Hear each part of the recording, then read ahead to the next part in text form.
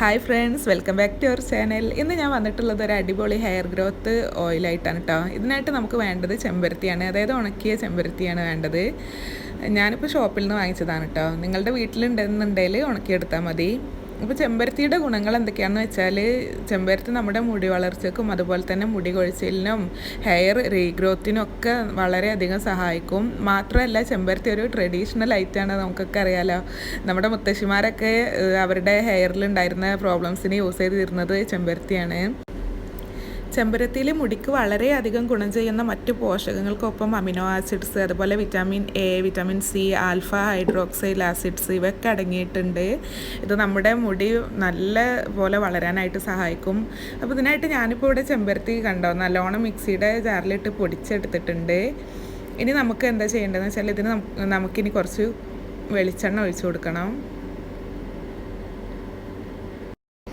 ഞാനിവിടെ എടുത്തിട്ടുള്ളത് പേരച്ചൂട്ടിൻ്റെ കോക്കനട്ട് ഓയിലാണ് കേട്ടോ. നിങ്ങളുടെ കയ്യിൽ ഏതാണെന്ന് വെച്ചാൽ അതെടുത്താൽ മതി. വീട്ടിലുണ്ടാക്കിയതാണെന്നുണ്ടെങ്കിൽ അത്രയും നല്ലത്. ഇനി നമുക്കിതിലോട്ട് ഓയിൽ ഒഴിച്ച് കൊടുക്കണം. ഞാനിവിടെ ഏകദേശം ഒരു ഗ്ലാസ് ഓയിലോളം എടുത്തിട്ടുണ്ടാവും കേട്ടോ. നമുക്ക് ഫസ്റ്റ് കുറച്ച് ഒഴിച്ച് കൊടുത്ത് ഇതുപോലെ ഒന്ന് മിക്സ് ചെയ്യാം. എന്നിട്ട് വീണ്ടും നമുക്ക് നല്ലതുപോലെ ഒഴിച്ച് കൊടുക്കണം.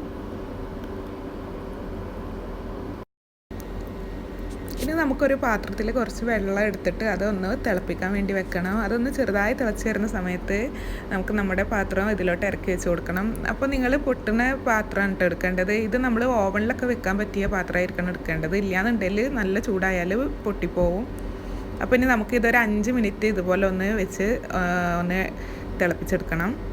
അപ്പോൾ ചെറുതായിട്ടൊക്കെ എണ്ണ ചൂടായി വരുന്ന സമയത്ത് ഒരു സ്പൂൺ വെച്ച് നമുക്കിതിങ്ങനെ ഇളക്കി കൊടുക്കണം.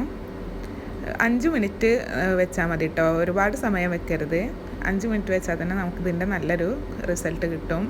അപ്പോൾ നിങ്ങൾ ശ്രദ്ധിക്കേണ്ടതെന്ന് വെച്ചാൽ, ഒത്തിരി വെള്ളം എടുക്കരുത് കേട്ടോ. ഒത്തിരി വെള്ളം എടുത്താൽ ആ വെള്ളം നമ്മുടെ എണ്ണയിലോട്ട് ആവാൻ ചാൻസ് ഉണ്ട്. അപ്പോൾ നമുക്ക് നീരിറക്കമൊക്കെ ഉണ്ടാവും. അപ്പോൾ ഒരു കുറച്ച് മാത്രം വെള്ളം എടുത്താൽ മതി. എന്ന് വെച്ചാൽ ഒത്തിരി കുറഞ്ഞും പോവരുത്. ഏകദേശം ഒന്ന് നമ്മുടെ പാത്രത്തിൻ്റെ ഒരു അര ഭാഗം വരെയൊക്കെ വെള്ളം മതി. ഇപ്പോൾ കണ്ടോ നല്ലോണം കളറ് മാറി വരുന്നുണ്ട് എണ്ണയുടെ.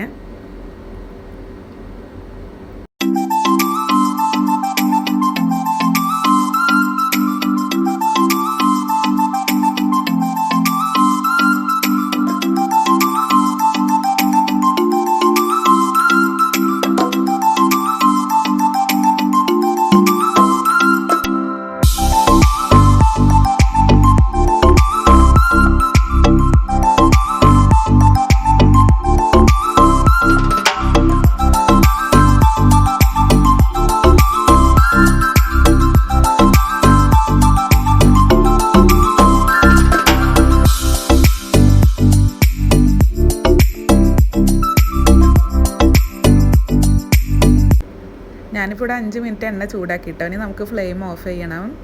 ഇനി നമുക്ക് ഈ പാത്രം ഇതിൽ നിന്ന് മാറ്റി വെക്കണം. ഇപ്പം ഞാൻ പാത്രമൊക്കെ മാറ്റിയെടുത്തിട്ടുണ്ട്. കണ്ട എണ്ണ നല്ലൊരു കളറായി വന്നിട്ടുണ്ട്.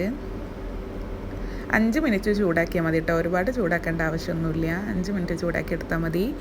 ഇനി ഇതെങ്ങനെ യൂസ് ചെയ്യേണ്ടതെന്ന് വെച്ചാൽ, ഇതൊന്ന് ചൂടാറിയതിന് ശേഷമാണ് കേട്ടോ നമ്മൾ ഹെയറിൽ ആക്കേണ്ടത്. ഇല്ലയെന്നുണ്ടെങ്കിൽ നമ്മുടെ തലക്ക് കേടാണ്. അപ്പോൾ ഓയിൽ നല്ലോണം തണുത്തതിന് ശേഷം മാത്രം യൂസ് ചെയ്താൽ മതി. ഹോട്ട് ഓയിൽ ചെയ്യുന്നവരുണ്ട്, പക്ഷേ ഞാൻ ഹോട്ട് ഓയിൽ ചെയ്യാറില്ല. കാരണം എൻ്റെ തലക്ക് അത്ര പറ്റില്ല, നല്ല തലവേദനയൊക്കെ എടുക്കും. അപ്പോൾ ഞാൻ നല്ലോണം തണുത്തതിന് ശേഷമാണ് യൂസ് ചെയ്യാറ്. നിങ്ങളും അങ്ങനെ തന്നെ യൂസ് ചെയ്തോ. നല്ലോണം തണുത്തതിന് ശേഷം നമുക്ക് ഹെയറിൽ നല്ലോണം മസാജ് ചെയ്ത് കൊടുക്കണം. റൂട്ട്സിലൊക്കെ നല്ലോണം അപ്ലൈ ചെയ്ത് നല്ലോണം മസാജ് ചെയ്തതിന് ശേഷം ഒരു അരമണിക്കൂർ കഴിഞ്ഞിട്ട് നമുക്കിത് മൈൽഡ് ഷാമ്പു വെച്ചിട്ട് വാഷ് ചെയ്ത് കളയണം. അപ്പോൾ അരമണിക്കൂറിൽ കൂടുതൽ ഒരിക്കലും ഹെയറിൽ വെക്കരുത് കേട്ടോ. അരമണിക്കൂറിൽ കൂടുതൽ വെച്ചാൽ നമുക്ക് പനിയൊക്കെ വരാനുള്ള ചാൻസ് ഉണ്ട്. അത് ഈ ഓയിലല്ല, ഏത് ഓയിലാണെന്നുണ്ടെങ്കിലും അരമണിക്കൂറിൽ കൂടുതൽ നമ്മുടെ ഹെയറിൽ വെച്ച് കഴിഞ്ഞാൽ ചിലപ്പോൾ പനി വരാനോ നീരിറങ്ങാനോ ചുമക്കൊക്കെ ചാൻസ് ഉണ്ടാവും. അപ്പോൾ നിങ്ങൾക്ക് ഈ വീഡിയോ മനസ്സിലായി എന്ന് കരുതുന്നു. എൻ്റെ വീഡിയോ നിങ്ങൾക്ക് ഇഷ്ടമായെന്നുണ്ടെങ്കിൽ ലൈക്ക് ചെയ്യുക. അതുപോലെ തന്നെ നിങ്ങളുടെ ഫ്രണ്ട്സിനും ഫാമിലിക്കൊക്കെ വീഡിയോ ഷെയർ ചെയ്ത് കൊടുക്കുക. ഇത് യൂസ് ചെയ്തിട്ട് നിങ്ങളുടെ അഭിപ്രായം എന്നോട് കമൻറ്റിൽ പറയുക. അതുപോലെ തന്നെ എൻ്റെ ചാനൽ സബ്സ്ക്രൈബ് ചെയ്യുക. നിങ്ങൾ സബ്സ്ക്രൈബ് ചെയ്യുമ്പോഴേ എനിക്ക് വീഡിയോസൊക്കെ ഇടാനൊരു താല്പര്യം ഉണ്ടാവുള്ളൂ. ഇപ്പോൾ നിങ്ങളുടെ സബ്സ്ക്രൈബ്സിൻ്റെ എണ്ണം കൂടി വന്നിട്ടുണ്ട്.